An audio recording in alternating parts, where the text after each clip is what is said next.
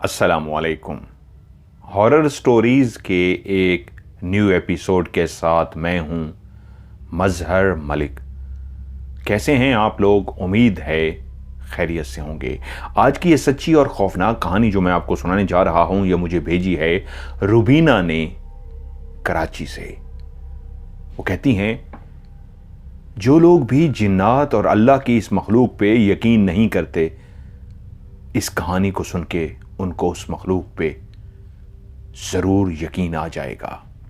वो कहती हैं, हमारी खाला बिल्किस, कोरा चिट्टा रंग, बुढ़ापे में भी इतनी खूबसूरत नज़र आती और उनकी शख्सियत एक ऐसी सहर अंगेज़ शख्सियत कि सभी उनसे बहुत प्यार करते थे।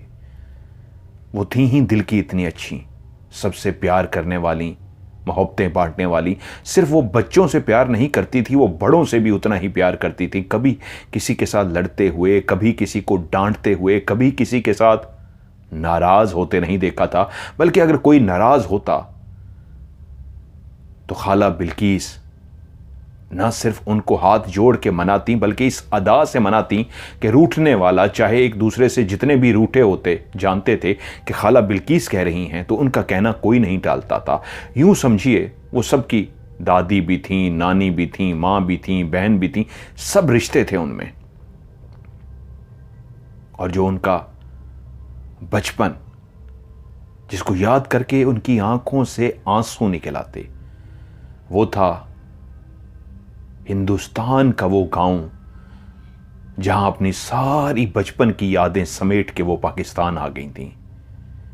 वो छोटी सी थी कि अनाउंसमेंट हुई, पाकिस्तान बन गया है। और फिर उन्होंने हिजरत की। कराची जैसे शहर में तो आ गईं, लेकिन अपना माजी, अपनी मोहब्बतें, उस गलियों के रहने वाले वो तमाम मकीन जो बेइंतहा प्यार करने वाले थे।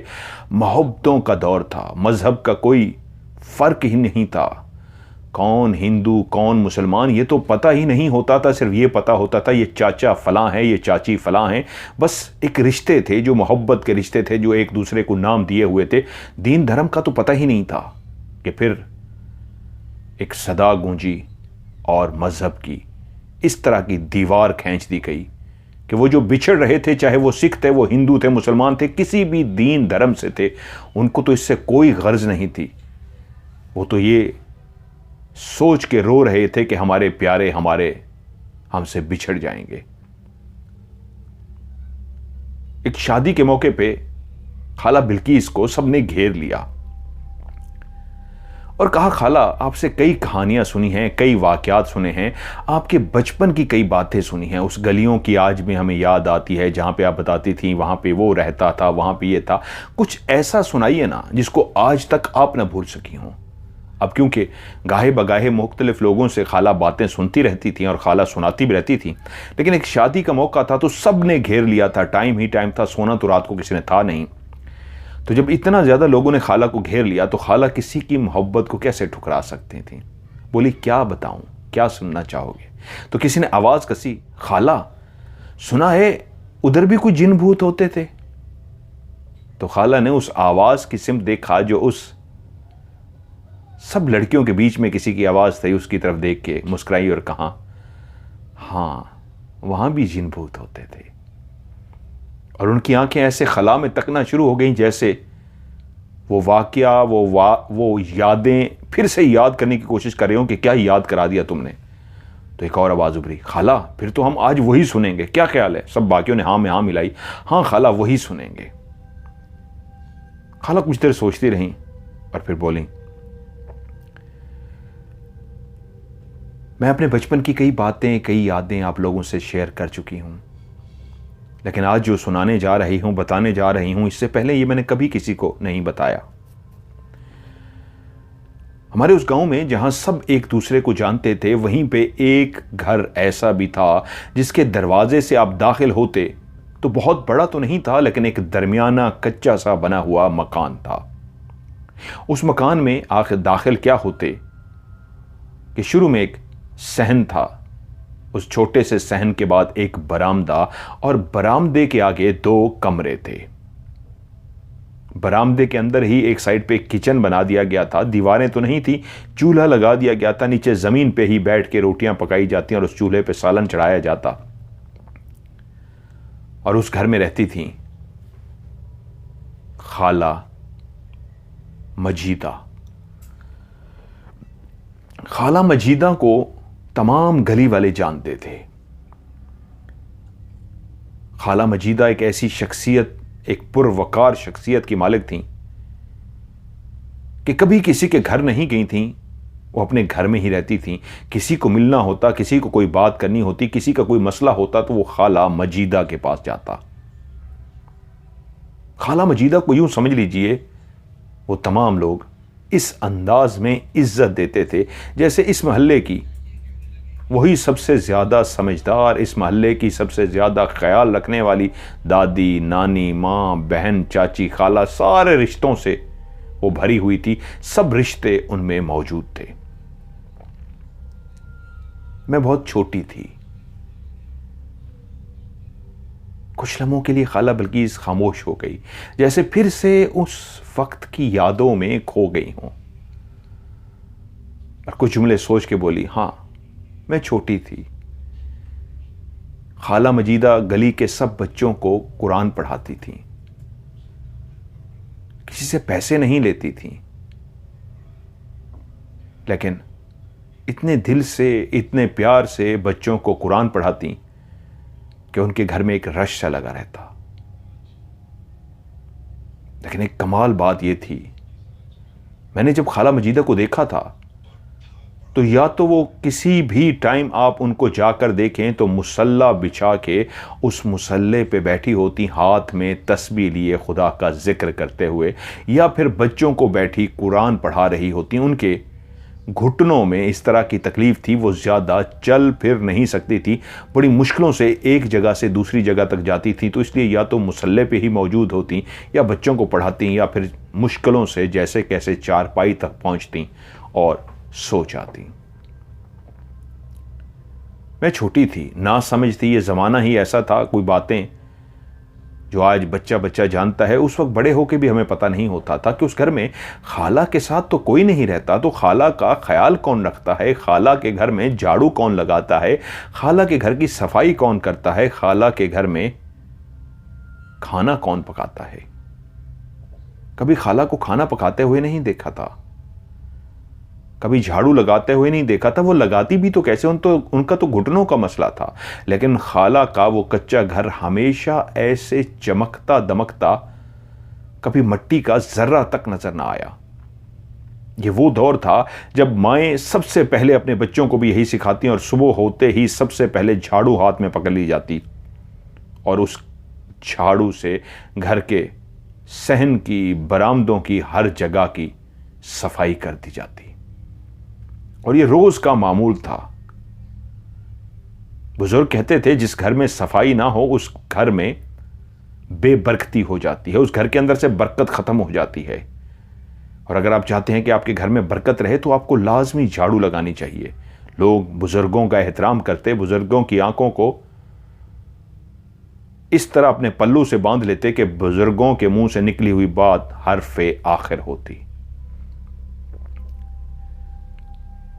खाला मजीदा कभी किसी से कोई पैसा नहीं लेती थी। मोहल्ले वाले अनाज की सूरत में जो गंदम होती, साल की गंदम इकट्ठी करके पैसे मिला के जो गंदम होती, खाला के घर में गंदम डलवा देते। ये वो दौर था जब लोग, आज भी देहातों में, मेरे अपने राजनपुर में लोग अपनी अपनी गंदम लेके पूरे साल के लिए रख लेते हैं और उसी गंदम से जो खालिस होती है उसी का आटा पिसवा के उसी की रोटियां वो बनाते हैं।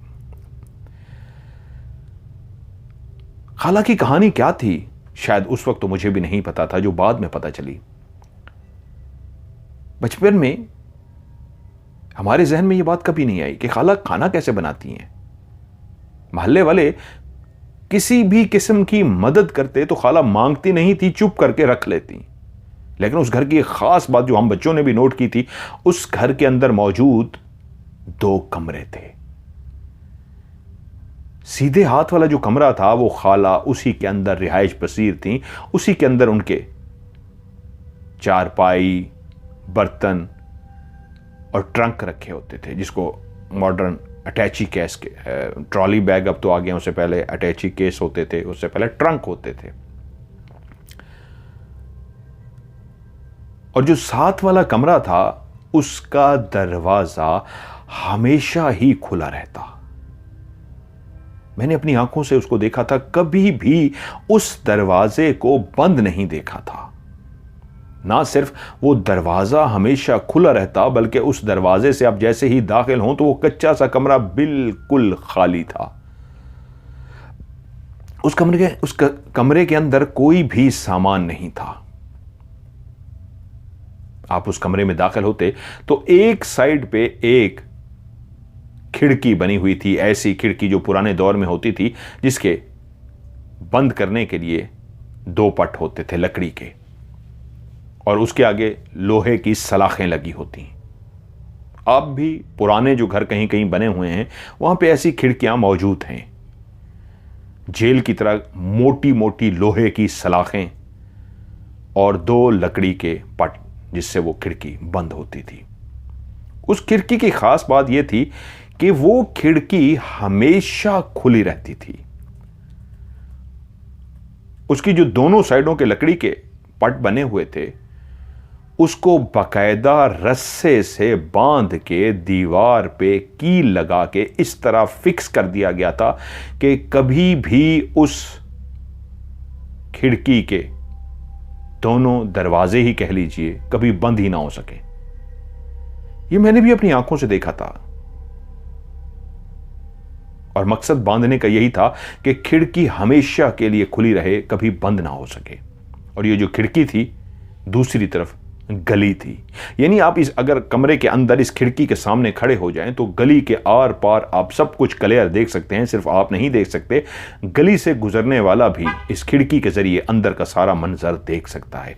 कच्चा घर था, खाली कमरा, कोई खिड़की से बाहर खड़े होकर अंदर झांकता भी तो क्या नजर आता, सिवाय अंधेरे के और दिन में सिवाय वीरानी के, एक खालीपन के, उस कमरे में कुछ भी नहीं था।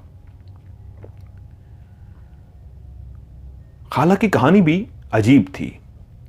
खाला मजीदा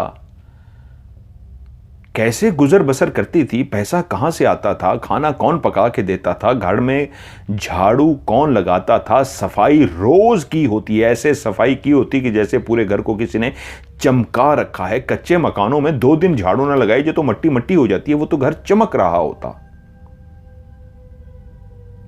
कोई नहीं जानता था, और कोई कैसे जान सकता, क्योंकि हर कोई तो कोशिश कर चुका था। खाला की कहानी भी तो अजीब थी। खाला अपने शौहर के साथ इसी घर में रहती थी। शौहर के वालिदैन उनके बारे में कोई ज्यादा नहीं जानता था, या शायद खाला बिल्किस कहानी सुनाते हुए बोली शायद मैं नहीं जानती, बस इतना पता है खाला अपने शौहर के साथ उसी घर में रहती।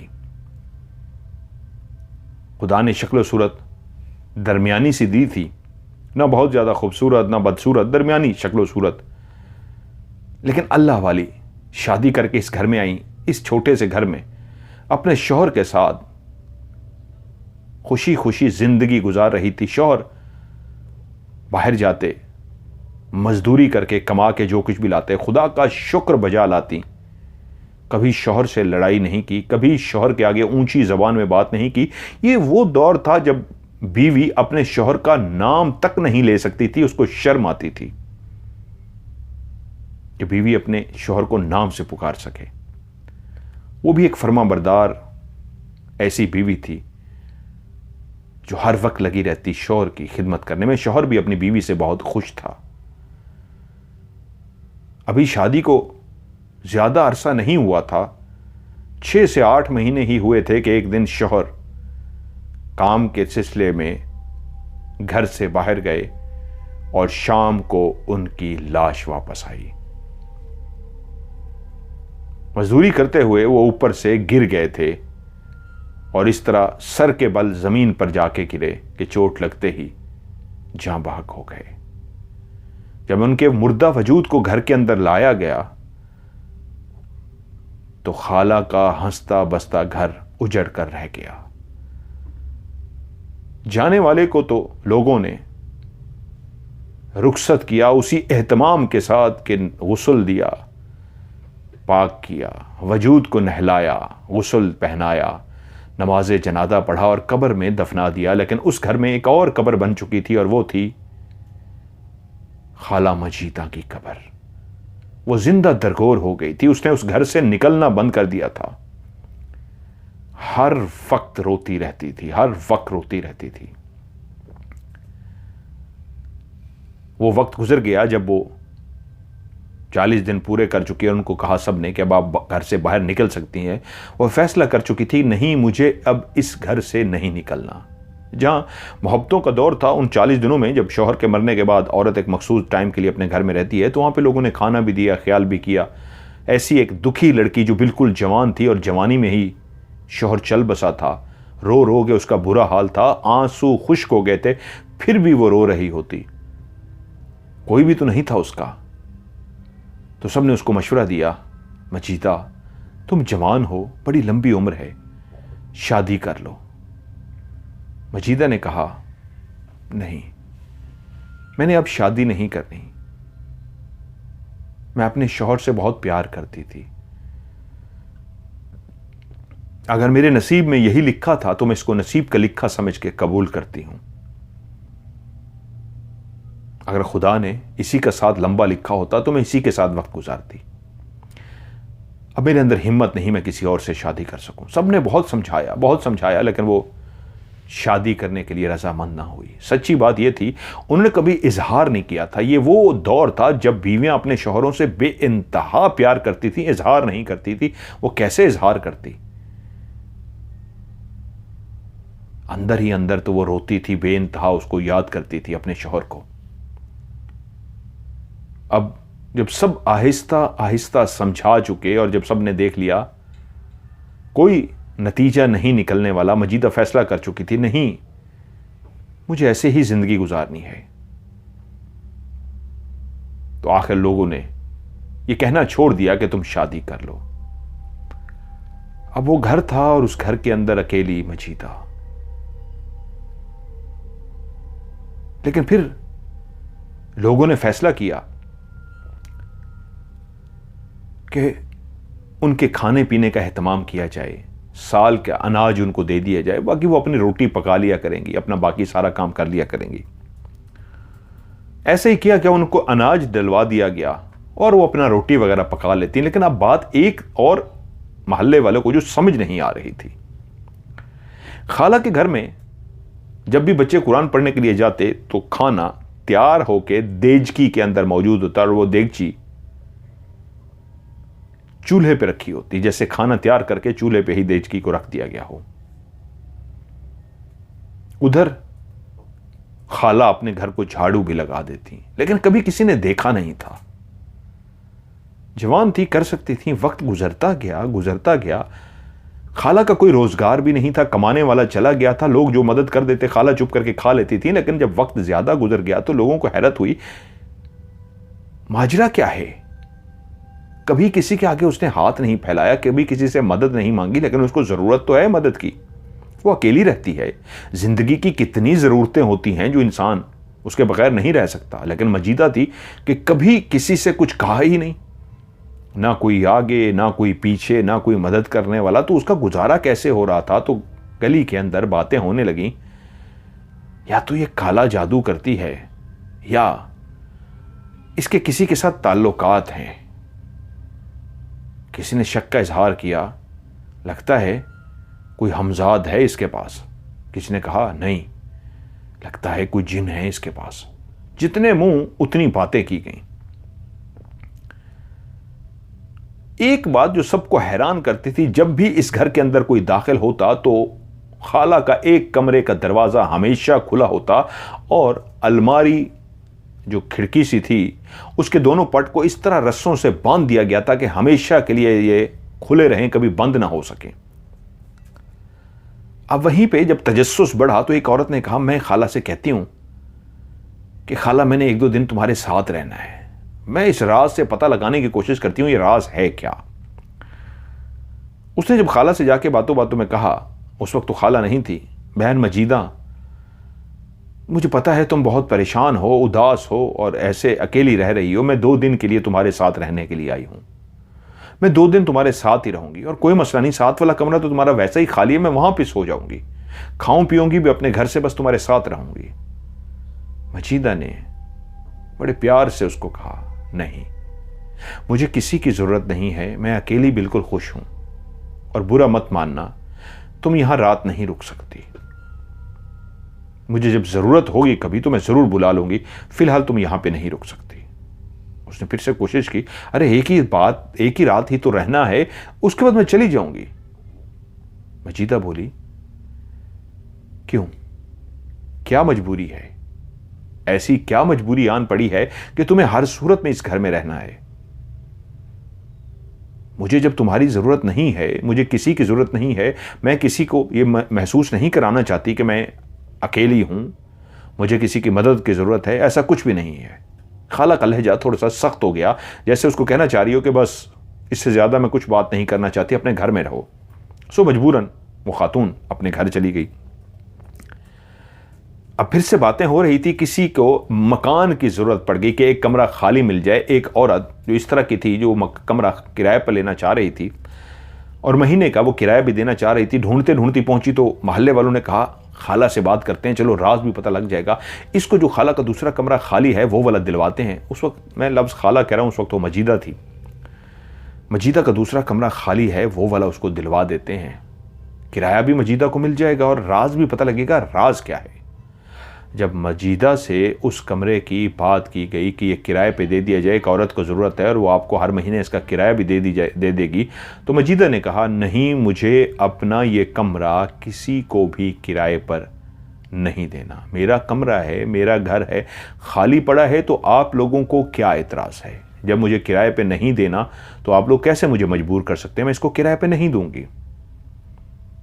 अब औरतों से बातें मर्दों तक भी पहुंची, उसमें कुछ मन चले नौजवान भी थे जो शरारती किस्म के थे कि आखिर ये चक्कर है क्या, राज है क्या, इसका पता तो लगाया जाए। उन्होंने शाम के टाइम इस अंदाज में अपनी अपनी बेगमात को भेजा कि छापा मार के आओ, देखो खाला क्या कर रही है, किससे बात कर रही है, क्या हो रहा है। मुख्तलिफ औरतें मुख्तलिफ टाइमिंग में, कभी रात को, कभी शाम को, कभी सुबह ही सुबह, इस तरह घर के अंदर दाखिल हुई कि पता लगा सके, लेकिन कुछ भी ना पता लगा सिवाय इसके खाला यानी उस वक्त की मजीदा अपनी चारपाई पे लेटी होती या फिर मुसल्ले पे बैठी होती या फिर बच्चों को पढ़ा रही होती। इसके अलावा चौथा कोई काम नहीं था जो उन्होंने देखा हो कि झाड़ू लगा रही है, खाना पका रही है, किसी से बात कर रही है, कोई मिलने आया हुआ है, कुछ भी नहीं था। तस्बीह मुसल्ले पे बैठ के या चारपाई में अपने बिस्तर पर या बच्चों को पढ़ाते हुए। हर कोशिश नाकाम हुई तो कुछ मनचलों ने रात के टाइम इंतजार किया और गली की उस खिड़की के पास छुप गए कि अंदर झांक सकें, कोई आवाज सुन सकें, किसी चीज को देख सकें। यहां तक कि वो अपने साथ, अब तो लालटेन है, इसी तरह का जिस तरह एक दिया होता है, इस तरह का एक छोटा सा होता था, मुझे उसका नाम भूल गया, उसको जलाते थे, वो लेकर गए। उसी खुली हुई खिड़की जो गली में खुलती थी, उस खिड़की के करीब खड़े होकर अंदर झांकने की कोशिश की, उसको जलाकर सारा इधर उधर देखा, लेकिन कहीं पे कुछ भी नजर ना आया। वो कमरा अंधेरे में डूबा हुआ था और पूरा घर अंधेरे और खामोशी। जब सारी कोशिशें नाकाम हो गई, हर बंदे ने अपनी तरफ से कोशिश कर ली और किसी को कुछ भी ना पता लग सका कि क्या राज है, कहां से पैसा आता है, कहां से जरूरतें पूरी होती हैं, कोई नहीं जानता था। खैर, वक्त इसी तरह गुजरता रहा। जितनी वो कोशिशें कर सकते थे सब कोशिशें नाकाम हो गई, लेकिन आज भी उस घर के अंदर खाना रोटी जो खा चुकी होती, कभी वो किसी से नहीं मांगती थी। और जब भी कोई बड़े उस घर में इस नीयत से जाते कि खाना बना रही हैं, कोई खाना पहुंचा जाता है या कोई इनका यार बन गया है, किसी मर्द से ताल्लुक है, क्या है, इस तरह की 100 बातें थी, कभी कुछ नजर नहीं आया। लेकिन हर चीज अपने टाइम पर हो चुकी होती। एक दफ़ा एक औरत सुबह ही सुबह पहुंच गई, इतनी सुबह के झाड़ू लगा रही होंगी, मैं जाकर देखूं, कुछ भी ना देख सकी। जब सब थक हार गए, इल्ज़ाम भी नहीं लगा सकते थे, किसी के पास कोई सबूत नहीं था। अगर कोई इल्ज़ाम लगा देता तो वो पूछा जाता था उस दौर में भी, तुम ये बात कर रहे हो, तुम्हारे पास कोई सबूत है?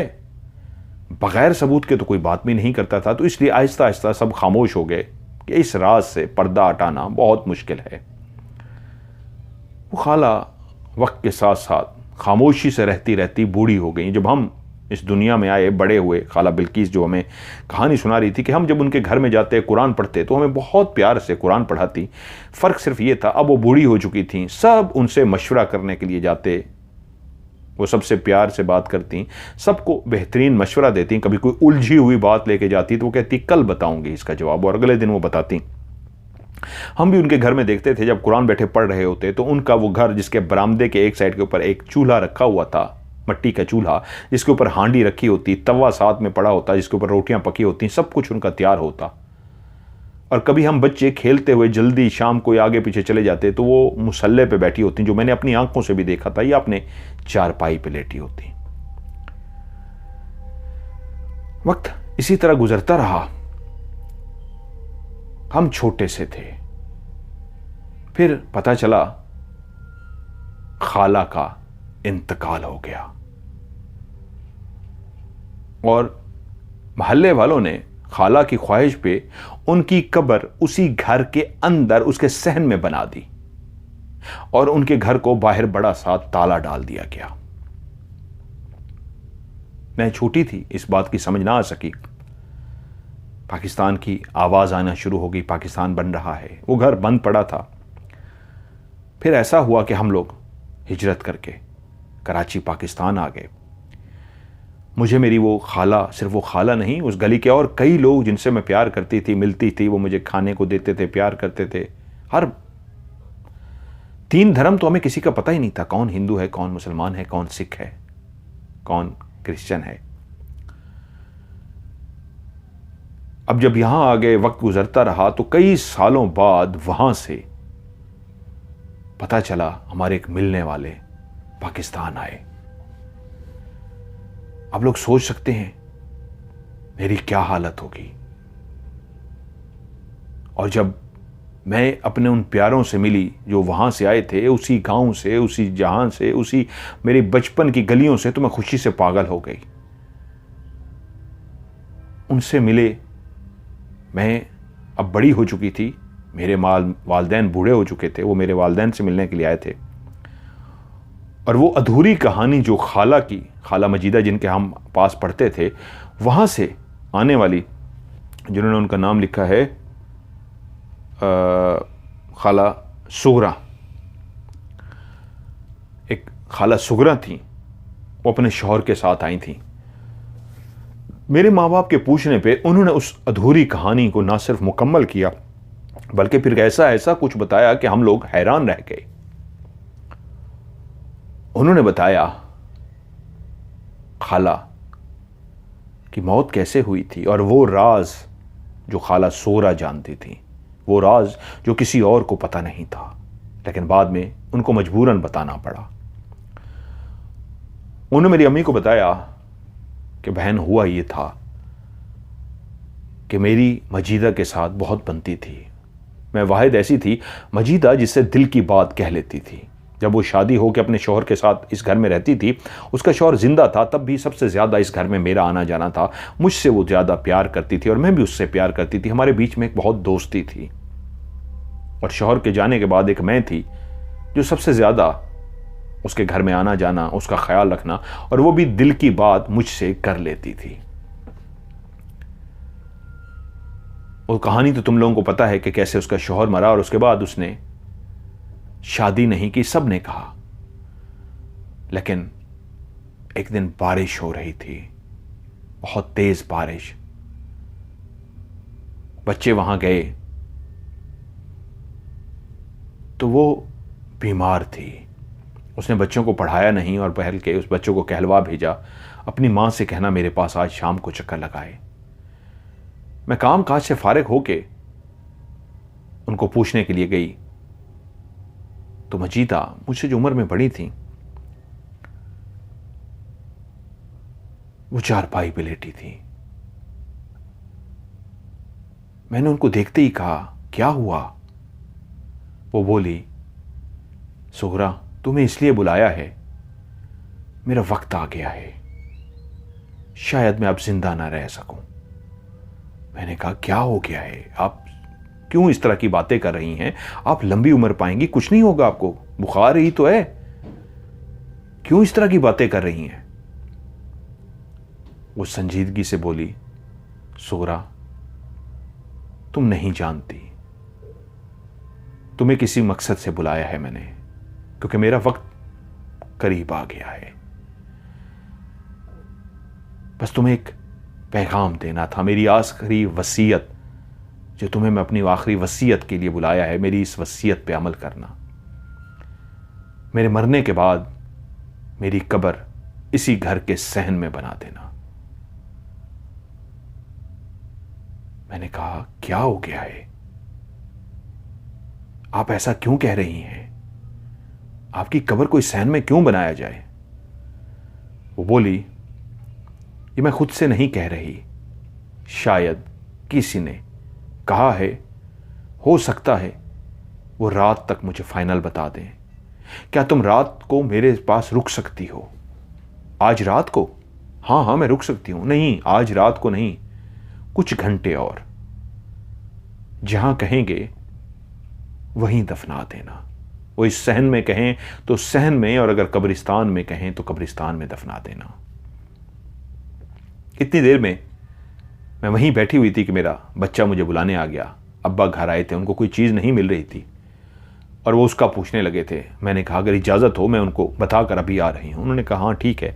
मैं घर पहुँची, शौहर को जो भी देना था दिया और वापस जब गई तो खाला बोली, हाँ बता दिया है, मुझे कब्रिस्तान में दफना देना, लेकिन मेरे इस घर को ताला लगा देना और ये कमरे का दरवाज़ा हमेशा खुला रहे और वो खिड़की भी इसी तरह खुली रहे, इसको बंद मत करना। मैंने कहा, क्या मैं पूछ सकती हूँ? मैंने पहले कभी नहीं पूछा कि आज मैं पूछ सकती हूँ, ऐसा क्यों है? तो वो बोली, हाँ वो राज जो मेरे सीने में दफन था, मैंने वादा किया था कभी किसी को नहीं बताऊंगी और ना बताया, लेकिन आज मेरा वक्त आ गया है, मुझे पता है, इसलिए इस राज को मैं बता देती हूं। मैं जब शौहर के मरने के बाद दिन रात रोती रहती थी तो मेरे आंसू तो खुश्क हो गए थे रो रो के, लेकिन मैं बैठी फिर भी रो रही होती थी। हर वक्त शौहर को सोचती रहती थी। कोई खाने को दे देता तो चुप करके खा लेती थी। कोई होश नहीं, कोई दुनिया जहान की खबर नहीं। बस यही फैसला कर दिया था कि मेरी यही कब्र है, इसी घर में ही मर जाऊंगी, मैं बाहर नहीं जाऊंगी, किसी और की बीवी नहीं बनूंगी। मुझे अपने शौहर से बहुत प्यार था, लेकिन हम औरतें कहाँ इजहार कर सकती हैं प्यार की। मैं इतना रोती रही कि एक दिन ये मगरिब की नमाज पढ़ के मैं ऐसे बैठी थी, कमरे में बैठी रो रही थी कि मेरे सर पे बकायदा हाथ रखा गया। जैसे ही मेरे सर पे किसने हाथ रखा तो मैं एकदम से चौंक गई और इधर उधर देखा कौन है, तो एक आवाज आई, मेरी बेटी रो मत। मैं घबरा गई। ये क्लियर मर्दाना आवाज थी और मैंने इधर उधर देखा और मैं कांपती हुई आवाज से कहा, कौन है आप? वो बोले, डरो मत, हम अल्लाह की मखलूक हैं, उसी अल्लाह की जिसकी तुम इबादत करते हो। तुम भी अल्लाह को मानते हो और अल्लाह की उसी मखलूक में से हम भी कलमा गो हैं। जिन्नात के कबीले से हमारा ताल्लुक है। बेटी, हम भी इसी घर में आबाद हैं। तुम्हारे शौहर इस दुनिया से चले गए हैं। अकेली तुम जितने दिनों से मुसलसल रो रही हो, मेरा दिल आज इतना तकलीफ में आ गया कि मेरे भी आंसू निकल आए। ना चाहते हुए भी उस पर्दे को मैंने ख़त्म कर दिया और तुम्हारे सर पे आके हाथ रखा, तुम्हें दिलासा दे सकूं। तुम्हें कोई दिलासा देने वाला भी नहीं है। तो मेरी बेटियों की तरह हो, मैं तुम्हारे बाप की तरह हूं। आप मुझे नज़र क्यों नहीं आ रहे? इसलिए मेरी बेटी कि खुदा ने जिन और इंसान के दरमियान पर्दा हायल किया है। बस यूं समझ लो, हम भी मुसलमान हैं, इबादत गुजार हैं। हौसला रखो। बस तुम्हें इतना कहने आए हैं, मैं अकेला नहीं हूं, मेरा पूरा कबीला आबाद है, मेरा पूरा घराना, मेरी पूरी फैमिली आबाद है। ये जो 7 वाला कमरा है, यहां पे जो चारपाई पड़ी है, ये उठा लो, उस कमरे को खाली कर दो, उसका दरवाजा हमेशा के लिए खुला रखो और उसकी खिड़की को भी हमेशा के लिए खोल दो। हम उसी कमरे में रहेंगे। बस एक बात याद रखना, हमसे डरो मत, बल्कि ये जहन में रखना तुम्हारी हिफाजत करने वाला कोई है, तुम्हारा अपना कोई है, तुम्हारे सर पे हाथ रखने वाला कोई है। तुम्हें किसी से कोई डरने की ज़रूरत नहीं, तुम्हें किसी से कुछ कहने की ज़रूरत नहीं, कुछ मांगने की ज़रूरत नहीं। और हमसे वादा करो कि तुम इस वादे को निभाओगी, ये राज किसी को नहीं बताओगी कि हम तुम्हारे साथ रहते हैं। मुझे समझ ही ना आई, मैं डर गई, मैं परेशान हो गई, लेकिन कहाँ जाती, घबरा के भी कहाँ जाती, भाग के भी कहाँ जाती, खौफ में क्या करती। उन्होंने इजाज़त लेते हुए कहा, अब हम चलते हैं। और हाँ बेटी, रोती रहती हो, नमाज मिस कर देती हो, रोती रोती इतनी दूर चली जाती हो, तुम्हें दुनिया जहान का होश नहीं रहता। अपनी नमाज शुरू करो, 5 वक्त की नमाज पढ़ो, और जो वक्त बचे उसमें बैठ के तस्बीह किया करो, बच्चों को कुरान पढ़ाओ। बहुत सारी बातें की और कहा, अब हम चलते हैं, अस्सलाम वालेकुम। और फिर से मेरे सर पे हाथ रखा, और उसके बाद मुझे कुछ महसूस ना हुआ सिवाय उस सर पे हाथ रखने के और बातें करने की आवाज के। मैं उस रात को सो नहीं सकी, खौफ की वजह से डरती रही, क्या करूं। उन्होंने मुझसे कहा था कि वादा करो, मैंने आगे से जवाब नहीं दिया था, हाँ वादा। मैं तो चुप रही थी, मैं तो डरी रही थी। यहां तक कि जब सुबह हुई तो मैं क्या देखती हूं, मेरे घर में कोई झाड़ू लगा रहा है। मैं डरते डरते दरवाजे के पास गई, बाहर झांका तो एक झाड़ू था जिसको पकड़ने वाला नजर तो नहीं आ रहा था, लेकिन कोई झाड़ू लगा रहा था। मेरे पूरे घर के सहन और बरामदे में झाड़ू लगा के उसको बिल्कुल साफ कर दिया गया। और फिर वो वक्त आया जब मुझे अपने लिए पेट की आग को बुझाने के लिए खाना पकाना था, रोटी बनानी थी। तो जब मैं रोटी बनाने के लिए बाहर गई हूं तो क्या देखती हूं, मेरी हांडी भी तैयार हो चुकी है, मेरी कोई रोटी भी पका चुका है। किसी ने मेरी रोटी भी पका दी थी और मेरी हांडी भी पका दी थी। बस मुझे और तो कुछ समझ ना आया। मैंने फौरी तौर पे सजदे में गिर गई, रब के आगे गिड़गिड़ाई कि रब, तूने मेरा शौहर मुझसे दे दिया, लेकिन दिलासा देने वाला, हौसला देने वाला कोई ऐसा दे दिया जिसने मेरे सर पे हाथ रखा है, मेरे इस तरह काम करती हैं। और उसके बाद फिर मैं अकेली नहीं रही। फिर मेरे अंदर ना सिर्फ खौफ खत्म हो गया, बल्कि मैंने वादा किया मैं इस राज को हमेशा राज रखूंगी। उस कमरे के दरवाजे को हमेशा के लिए मैंने खुला छोड़ दिया, उसमें से चारपाई उठा ली और जो उसकी खिड़की थी उसके दोनों पट मुस्तकिल रस्से से इस तरह बांध दिए कि वो खुले रहें। उस कमरे को खाली कर दिया। मैं कभी उस कमरे में नहीं गई, लेकिन उसके बाद मेरी ज़रूरियात की जितनी भी चीज़ें होती थीं वो पूरी हो जाती थी। कई लोग इस कमरे में रहने के लिए आए। मैं जानती हूं, घर की गली वाली साइड पे जो खिड़की है, उस खिड़की के बाहर भी लड़के खड़े होके झांकते रहे हैं।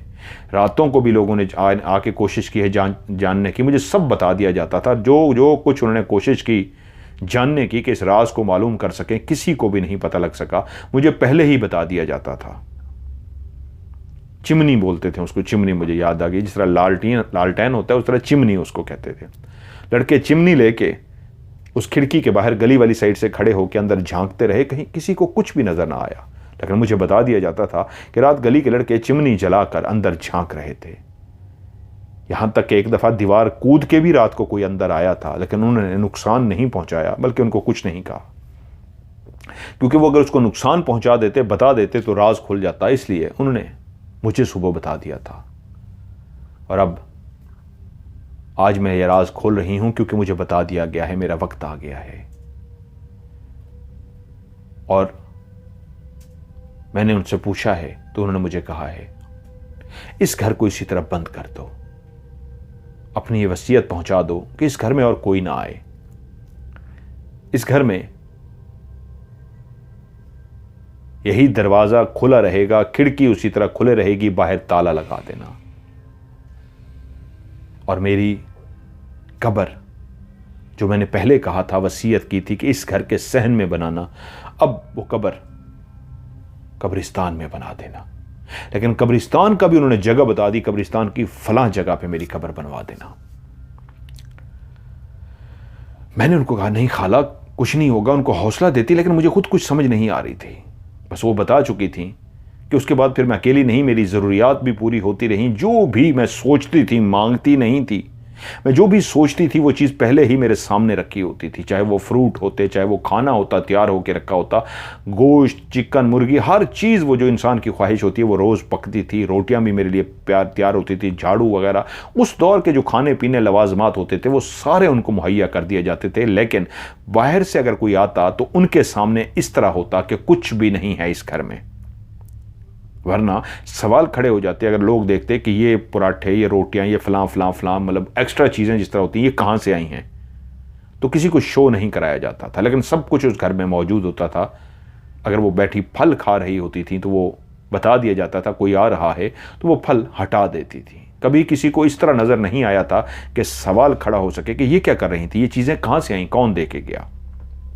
और फिर जब सुबह हुई और रात बारिश हो रही थी, उन्होंने मुझे भेज दिया। मैंने रात रुकने के लिए कहा, लेकिन खाला मजीदा बोली अब तुम जाओ। सुबह ही सुबह मेरे दिल की अजीब धड़कन थी, और जब मैं गई तो खाला अपने बिस्तर पर इस अंदाज में लेटी थी कि उनकी आंखें बंद हो चुकी थीं, वो अल्लाह को प्यारी हो चुकी थीं। मैंने अपने शौहर को सारी बात बताई, रात तो नहीं बताया था। जब तक खाला अल्लाह को प्यारा ना होती मैं कैसे राज बता सकती थी। मैंने बता दिया, और यूं उनकी वसीयत के हिसाब से गांव का एक जो ख़ास कब्रिस्तान था उस जगह पे जहां उन्होंने कहा था उनकी कब्र बना के उनको दफना दिया गया, और उनके घर को बाहर बड़ा सा ताला लगा दिया गया। उसी तरह अंदर सामान पड़ा रहा उनका, और बड़ा दरवाज़ा जो उस कमरे का था दाएं साइड वाला वो भी खुला रहा, और उसकी खिड़की भी उसी तरह खुली रही। अब इस घर का कोई वली वारिस तो था नहीं। लोगों ने कहा कि इस घर का क्या किया जाए, लेकिन जब उनको मजबूरन वो वसीयत बतानी पड़ी कि खाला की वसीयत ये थी कि इस घर को कोई इस्तेमाल नहीं करेगा, वक्त आएगा खुद ही इस्तेमाल होगा, आप लोगों ने इस्तेमाल नहीं करना। किसी ने भी उस घर को इस्तेमाल नहीं किया, उसका ताला लगा रहा। पाकिस्तान बन गया, हिजरत हो गई, ये लोग आ गए। बहुत सालों बाद, कुछ सालों बाद हुकूमत ने उस घर को, वक्त बदलता गया, महल्ले पक्के होते गए, सड़कें बनती गईं, गलियां पक्की होती गईं, घर पुख्ता बनते गए, तो वो मकान अब हुकूमत की मिल्कियत आ गया। बहुत सारे लोग जो हिजरत करके गए थे, बहुत सारे लोगों ने उन घरों पे भी शिफ्ट हो गए, कब्जे कर लिए। तो ये घर एक हुकूमत की इस तरह तहवील में चला गया कि उन्होंने कहा इस घर को गिरा के इसके ऊपर एक ऑफिस बना दिया जाए, 2 मंजिला मकान बना के ऑफिस बना दिया जाए, जो सरकारी एक छोटा सा ऑफिस होगा। ये तो नहीं पता, लेकिन सुनने में आया है, कंफर्म नहीं है, क्योंकि डिटेल उनको जिन्होंने बताई तो उन्होंने कहा कि खाला सुगरा जो बता रही थी कि घर जब वो गिरा रहे थे तब भी उनको कोई प्रॉब्लम आ रहे थे। लेकिन ये सुनी सुनाई है, मुझे डिटेल से नहीं पता, लेकिन वहाँ पे कोई प्रॉब्लम आए थे। लेकिन सुना है किसी अल्लाह वाले को बुलाया था और उसने जाके कोई पढ़ाई वगैरह की, और क्या हुआ, जो मशीनरी गिराने के लिए या मजदूर जाने के लिए, काम करने के लिए जाते थे, वो डर जाते थे। वो कहते थे हमारा सामान छुपा दिया जाता है, तोड़ दिया जाता है।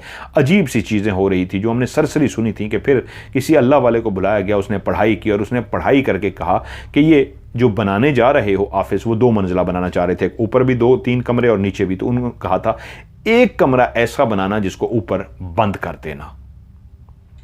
उस बुजुर्ग ने जो अंदर जाके पढ़ाई की थी और उसके बाद वो घर को गिरा सके थे, इस शर्त पे कि ऊपर वाला एक कमरा मुस्तकिल बंद रहेगा और उसके अंदर कोई नहीं जाएगा। अब सरकार तो ऐसी बातों को नहीं मानती, लेकिन वहां पे जो काम करने वाले थे, जो बनवाने वाले थे, जो नीचे के मुलाजमीन होते हैं, मजबूरन वो इन बातों को मानते हैं। क्योंकि वो कहते हैं कि जब वो घर तोड़ा जा रहा था और उसके अंदर प्रॉब्लम बार बार आ रहे थे, तो बड़े अफसरान को भी इतला कर दी गई, बड़े अफसर आए, उनकी मौजूदगी में भी कुछ ऐसा हुआ, तो फिर वो हैरान भी हुए, परेशान भी हुए, और अल्लाह के बुजुर्ग को बुलाया गया। सो उस शर्त पे वो मकान तो तैयार हो गया। ऊपर के जो 2 कमरे थे, उसमें 3 कमरे बनाए गए ऊपर, उसमें से एक कमरा ऐसा बनाया गया जिसको बंद कर दिया गया, ताला लगा दिया गया। अब इस घर के अंदर एक सरकारी काम शुरू हो गया। टाइपराइटर होते थे, टक टक टक टक, वो टाइपिंग करते थे। टाइपराइटर उस वक्त होता था, फिर वो लैपटॉप आ गया, कीबोर्ड आ गया। तो नीचे भी कुछ कमरे थे, वहाँ पे भी लोग काम करते, और एक कमरा नीचे रिहाइश के लिए भी इस्तेमाल होता। अगर कोई अफसर आता कुछ दिनों के लिए, महीनों के लिए, वो नीचे रिहाइश इख्तियार करता। दूसरे वाले कमरे में ऑफिस होता। ऊपर भी 2 कमरे इस्तेमाल में होते। वो जो कमरा था उसके अंदर उन्होंने सामान रखा हुआ था, लेकिन उसको इस्तेमाल नहीं करते थे। अभी जब ये मकान बन रहा था, अभी बना नहीं था, बुजुर्ग उसको साफ करके उनको क्लियर कह दिया था कि इसके बाद आप तुम बना सकते हो, कोई नुकसान नहीं होगा, कुछ भी नहीं होगा। तो वहाँ पे क्या हुआ कि एक कोई नशे करने वाला रात को अपने दोस्त के साथ इस घर के अंदर घुस गया। तकरीबन ये मकान तामीर हो चुका था, लेकिन अभी सरकार ने अपना सामान अपने शिफ्ट नहीं किया था, अभी सिर्फ नया था और इस तरह खुश करने के लिए छोड़ दिया जाता है कि दरो दीवार जो है खुश्क हो जाए, बेहतर हो जाए। तो वो रात को नशा करने के लिए दो लोग अंदर चले गए। कौन सा रात का पहर था ये तो किसी को नहीं पता, लेकिन वो दोनों जाकर बैठे और उन्होंने अपना जो भी वो नशा करते थे, नशे का सामान जैसे ही निकाला तो उसके बाद बाकायदा तौर पे उनके ऊपर थप्पड़ों की बारिश हो गई। उनको जब थप्पड़ पड़े तो वो ऊंचा ऊंचा बोलना शुरू हो गए। नशे में थे पहले भी, कौन है, इधर उधर देख रहे हैं, कौन, उनको नजर कोई नहीं आ रहा, उनको थप्पड़ पड़ रहे हैं। तो वो दोनों चीखते हुए बाहर भागे। तो उनकी चीखों पुकार सुन के रात के टाइम मोहल्ले वाले भी जाग गए और क्या हुआ है, कोई चोर है, क्या है।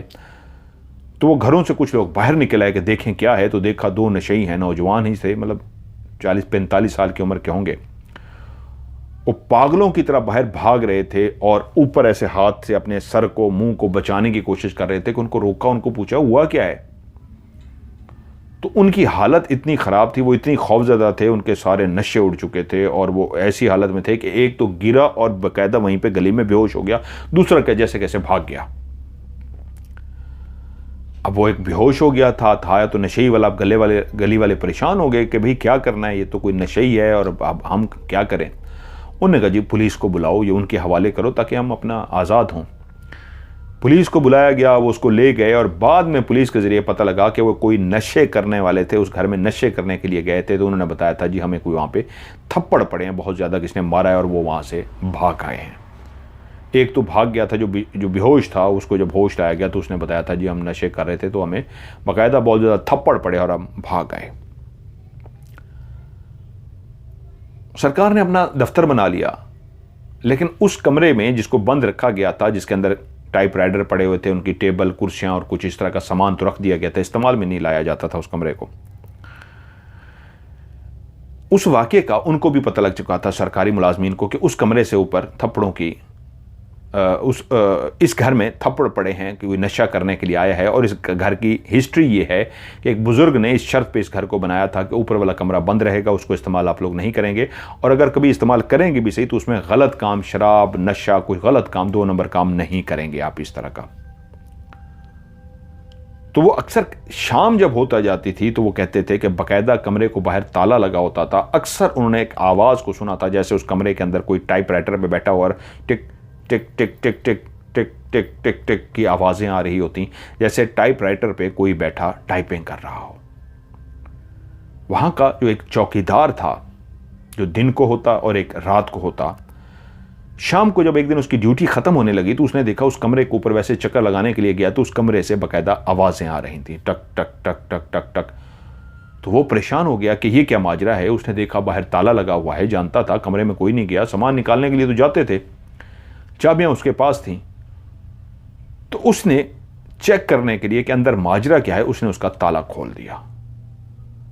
जब उसने उसका ताला खोला तो उसने अंदर देखा कोई बंदा, ना बंदे की जात, ना बंदा ना बशर। वो दरवाजे में खड़ा रहा, अंदर नहीं गया। तो उसने पहले दरवाजे को खटखटाया, कौन है, मैं अंदर आना चाहता हूं, कौन है। वो जानता था।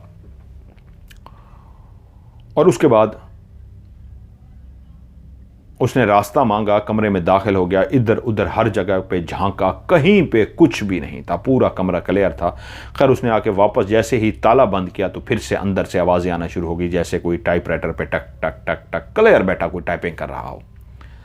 वो समझ गया, नेक था, चौकीदार था, समझ गया कि अल्लाह की मखलूक तो है, अपना इशारा भी दे रही है। कुछ दिनों के बाद वो जो रात को चौकीदार होता वो छुट्टी पे चला गया, उसकी जगह पे एक और चौकीदार रखा गया। वो चौकीदार तो नहीं था, उसको कुछ टाइम के लिए रख लिया गया। वो चर्च का सिगरेट पीता था।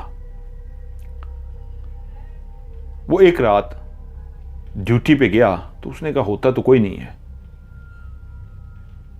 उसको बता दिया था कि यहाँ पे कोई 2 नंबर काम नहीं करना, यहाँ पे अल्लाह की मखलूक भी रहती है लेकिन कभी किसी को कहती कुछ नहीं है, लेकिन तुमने कोई इस तरह का काम नहीं करना। उन्होंने कहा जी मैं क्यों करूँगा। उसने कहा ये बातें होती हैं, कहाँ से इस तरह की मखलूक आ गई, तो कहाँ से जिन्नात आ गए, हमें लोगों का वहम होता है, बातें होती हैं। वो अपना इधर उधर फिरता रहा, ऊपर नीचे ड्यूटी देता रहा।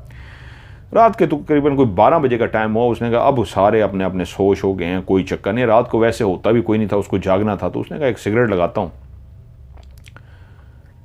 डंडा उसके साथ रखा हुआ था। उसने जेब से सिगरेट निकाला, देखा अब कोई नहीं है, पुरसकून माहौल है, अभी मैं सिगरेट आराम से पी सकता हूँ।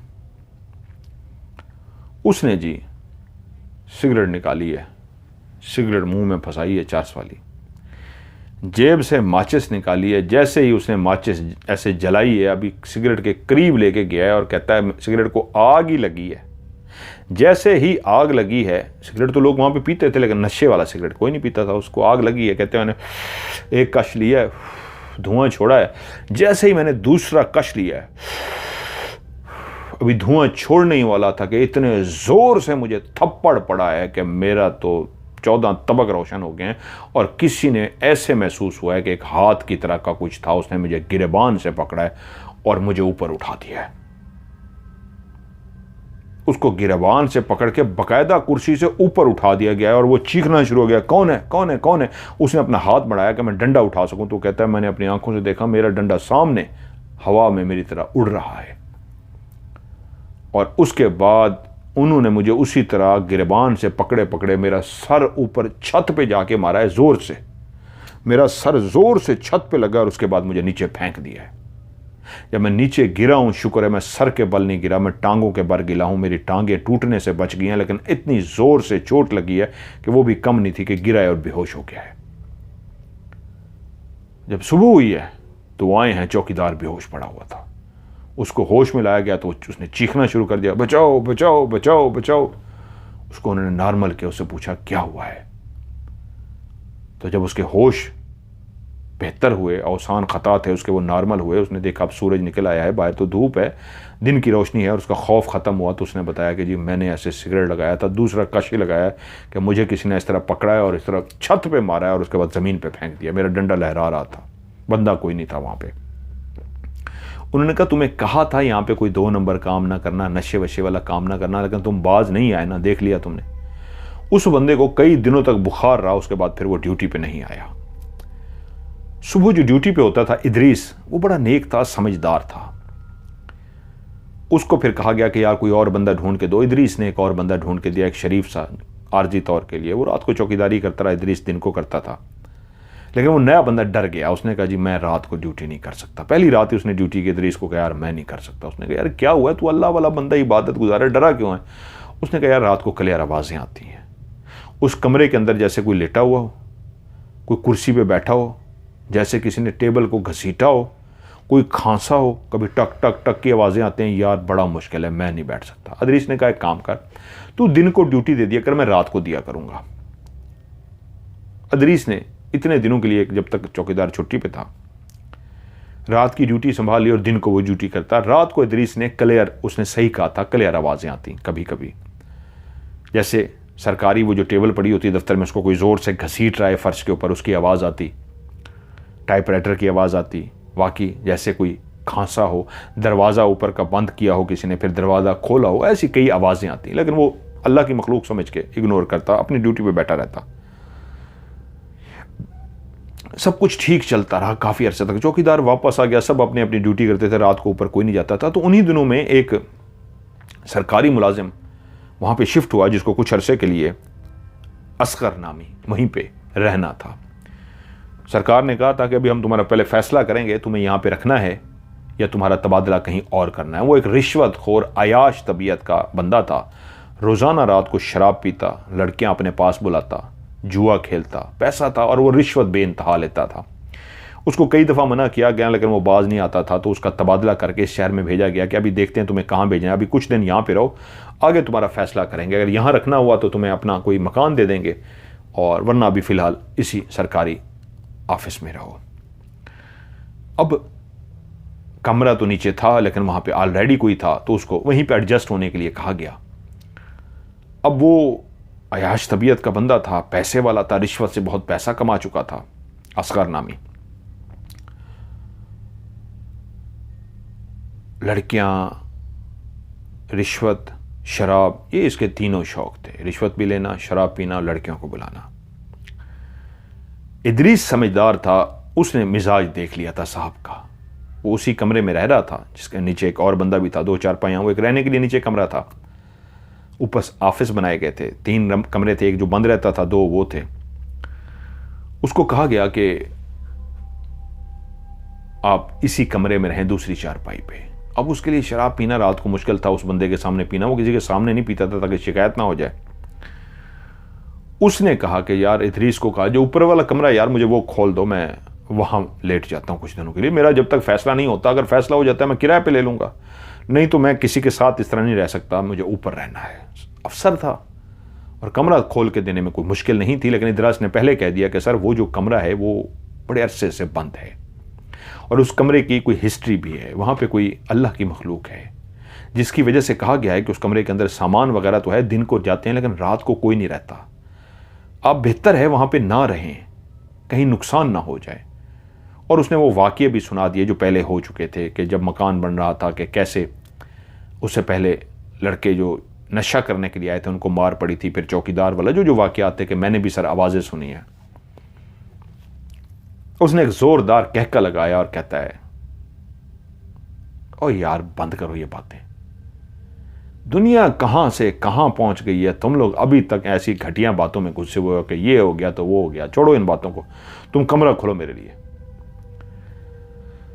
उसने कहा जी आप हुक्म करें, मैं तो खोल देता हूं, मैं तो सर आपके लिए कह रहा था। उसने कहा बस तू छोड़, तू कमरा खोल।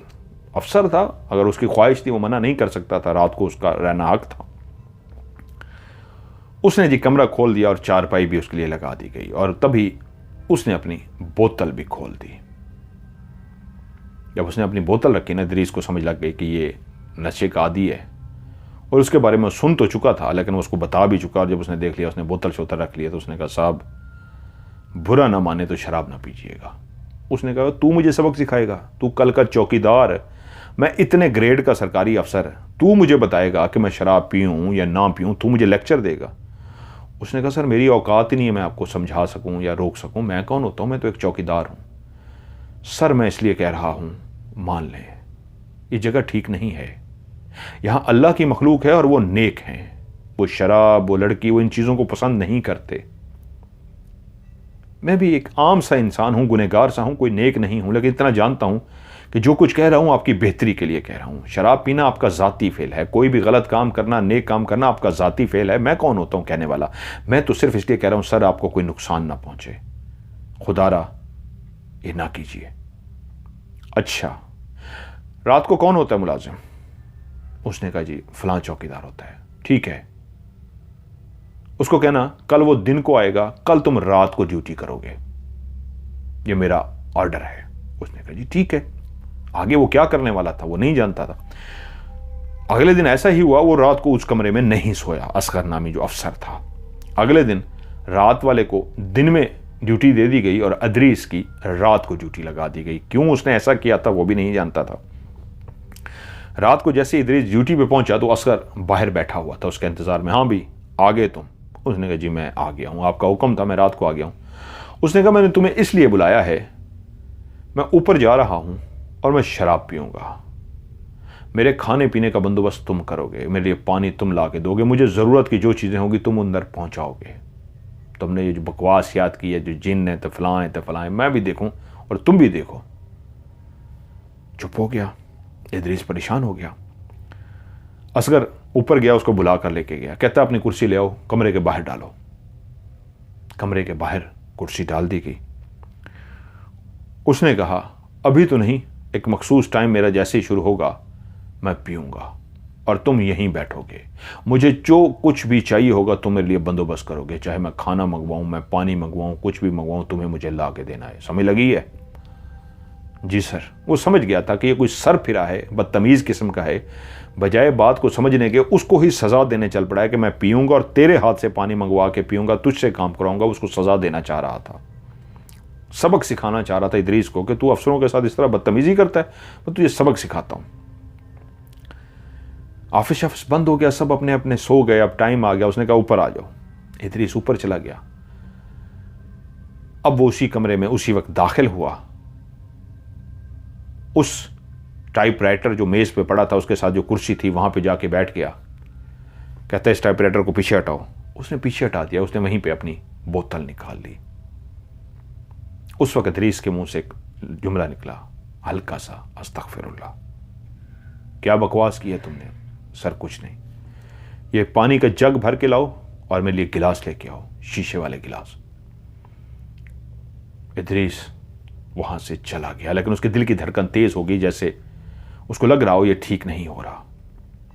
उसने पानी भरा, शीशे के गिलास लेके आया। उसके हाथ कांप रहे थे, पता नहीं क्यों। कहता है मेरी दिल की धड़कन तेज थी, मैंने आके गिलास रख दिए और पानी का जग रख दिया। मैंने कहा सर साहब आप गलत कर रहे हो, आप गलत कर रहे हो साहब। तो उसने मुझे एक बड़ी सी गाली दे के कहता है बाहर जाके बैठ। मैं चुप करके बाहर आ गया।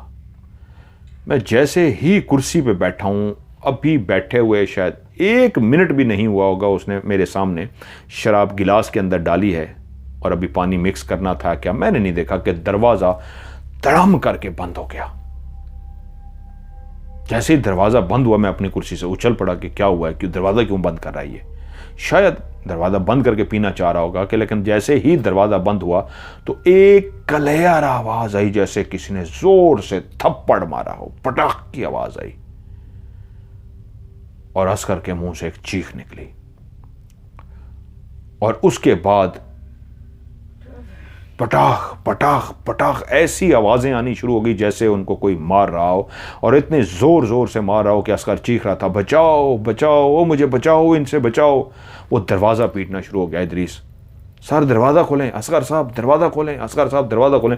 असगर साहब की चीखने की आवाजें आ रही हैं। इदरीस नीचे भागा, बंदा एक और भी सोया हुआ था, उसको जाके जल्दी से जगाया। इर्द गिर्द भी इमारतें थी, वहां पे ऐसी चीखों पुकार हो रही थी। उधर से भी लोग जमा हो गए। उन्होंने आके दफ्तर के बाहर आके दरवाजा खटखटाया, क्योंकि ऊपर को जो चीखों पुकार थी मुसलसल हो ही जा रही थी। वो नीचे वाले भी जाग गए। क्या हुआ है? इदरीस को कहा जी ऐसे ऐसे मामला है और ऐसे ऐसे है। उन्होंने कहा चलो ऊपर। वो जाने लगे कि वो ऊपर गए ही हैं सीढ़ियां चढ़ के अंदर दरवाज़ा बंद है और वही आवाज़ें आ रही हैं, कोई मार रहा है और अंदर से असगर की चीखों पुकार की आवाज़ आ रही है।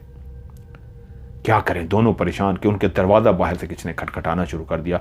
वो दोनों भागते हुए नीचे गए तो मोहल्ले वाले भी जमा हो गए थे। क्या है यार, ऊपर क्या हो रहा है? उन्होंने दरवाज़ा खोल दिया कि यार ऊपर क्या हो रहा है। मोहल्ले वाली भी ऊपर आ गए कि यार बचाओ इसको। अब मोहल्ले वाली भी जब ऊपर आ गए, कमरा बंद और अंदर से चीखो पुकार की आवाज़ें हैं। वो दरवाजे को तोड़ो, उन्होंने कहा इसको बचाना है तो दरवाजे को तोड़ो, ये मर जाएगा। मोहल्ले वालों ने बड़ा जोर लगाया दरवाजे को, जैसे ही तोड़ने की कोशिश की, पूरा जोर लगाया, दरवाज़ा न टूटे। लेकिन कुछ देर के बाद अंदर जो चीखो पुकार की आवाज़ थी वो बंद हो गई। उन्होंने जैसे कैसे उस दरवाजे को तोड़ा है और जैसे ही दरवाजे को तोड़ा है वो अंदर दाखिल हुए हैं। असगर इस अंदाज में पड़ा था कि उसकी गर्दन मुड़ी हुई थी, यानी उसका वजूद ज़मीन पे गिरा हुआ था। जैसे इंसान सीधा सोता है, उसकी छाती ऊपर की तरफ होती है, मुंह ऊपर की तरफ होता है, तो वो सोया हुआ तो सीधा था, छाती उसकी आसमान की तरफ थी, लेकिन उसकी गर्दन मोड़ के पीछे कर दी गई थी। पूरी गर्दन इस तरह तोड़ के पीछे कर दी गई थी कि उसका मुंह नीचे की तरफ था और छाती ऊपर की तरफ थी। जैसे हम इस तरह बैठे हैं, मुंह भी सीधा इसी तरफ है, छाती भी इस तरफ है, लेकिन उसकी गर्दन इतनी घुमा गई थी कि पीछे वाला हिस्सा आगे आ गया था और आगे वाला हिस्सा पीछे चला गया था। इस तरह वो ज़मीन पे पड़ा था।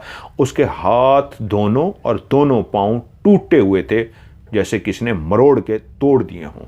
वो भी घूम चुके थे, हाथ भी घूमे हुए थे, पाँव भी घूमे हुए थे, तोड़े हुए थे, और उसके पूरे जख्म से भरा हुआ वजूद था। वो मर चुका था। सब डर गए, तौबा तौबा करना शुरू हो गए। अंदर कोई भी नहीं था, लेकिन गांव मोहल्ले वालों ने भी, इदरीस ने भी, और नीचे सोया हुआ जो एक और अफसर था, उन सब ने अपनी आंखों से देख लिया था कि जिस तरह वो बचाओ बचाओ चीखो पुकार की आवाज़ें आ रही थी।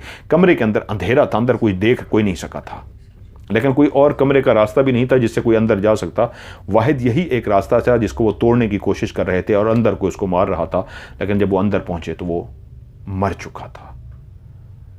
उसके बाद उसको दफना तो किया, जो भी उसका करना था, हमें तो नहीं पता लगा। वो जो खाला सुगरा बता रही थी कि वो, लेकिन बात फैल गई कि उसने शराब पीने की कोशिश की थी, जिसके बाद उस मखलूक ने उसको मार दिया था। इदरीस ने बाद में बताया कि वो मुझे भी गालियां दे रहा था, उस मखलूक को भी गालियां दे रहा था बड़ी बड़ी गंदी, और कह रहा था मैं देख लूँगा जो भी है, मैं उसको भी देख लूँगा, तुझे भी देख लूँगा। उसने मुझे भी गालियाँ दी थी गलीज गलीज, और उस मखलूक की भी बहुत ज़्यादा गालियाँ दी थी, जिस पर गुस्से में आके उन्होंने उसको मार दिया था। उसके बाद बहुत सारे लोग उस मोहल्ले से चले गए थे। खाला सुगरा जो आई है, उन्होंने बताया हम भी वहाँ से जा चुके थे, लेकिन जब हमें इस कहानी का पता लगा, मिलने के लिए वहाँ पे गए, तो हमें पता लगा वहाँ पे ये हुआ है। उसके बाद उस दफ्तर को ख़त्म कर दिया गया, बंद कर दिया गया, मुस्तकिल ताला लगा दिया गया कि इधर अब कोई ना जाए। जब हम लोग आए हैं इधर, अभी तक उसको ताला लगा पड़ा है, अभी वो बंद है, पता नहीं आगे उसके साथ क्या होता है। उसके बाद वो चले गए, लेकिन मैं हैरान हो गई कि वो जो खाला मजीदा का घर था, जो खाला मजीदा ने बताया था कैसे वहाँ पे अल्लाह की मखलूक रहती थी, बाद में सरकारी दफ्तर बना और बाद में जो कुछ हुआ अब वो बंद पड़ा हुआ है। उसके बाद तो कोई ना आया, ना किसी से पता लग सका कि उसके बाद क्या हुआ, ना किसी से पूछा।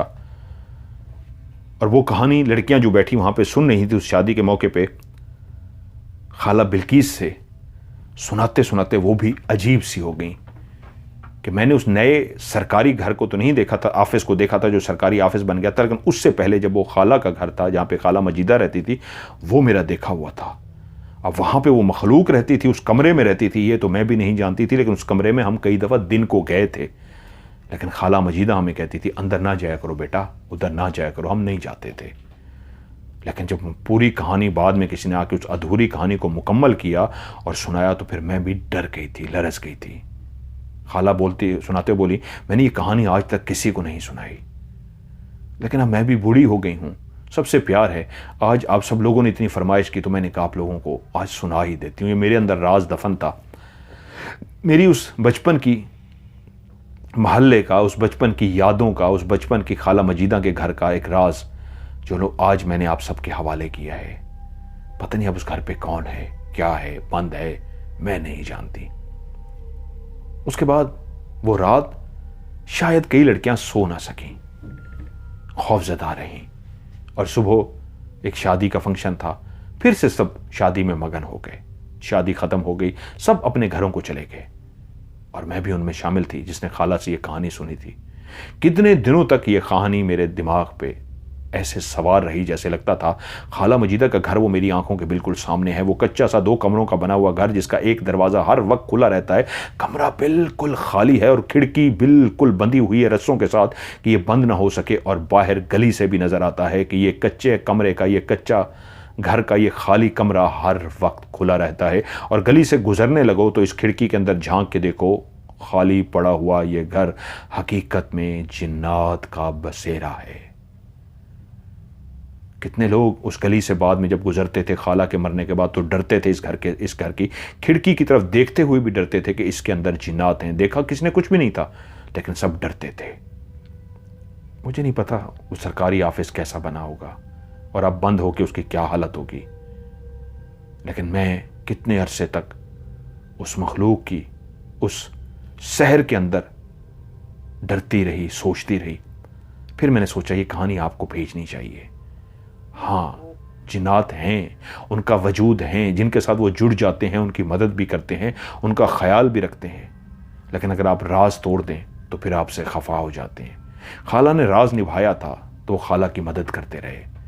खाला मरने लगी तो तब भी इस राज को इसलिए खोल के गई थी क्योंकि वो चाहती थी इस घर को कोई भी आबाद ना करे, ये घर इसी तरह बंद पड़ा रहे। लेकिन सरकार है, सरकार तो इस्तेमाल करती है, सरकार ने इस्तेमाल तो किया, लेकिन एक इंसान की जान जाने पे उनको भी उसको बंद करना पड़ गया। आप लोगों को ये कहानी कैसे लगी कमेंट्स में ज़रूर बताइएगा। वीडियो को लाइक कीजिएगा और दोस्तों के साथ शेयर ज़रूर कीजिएगा।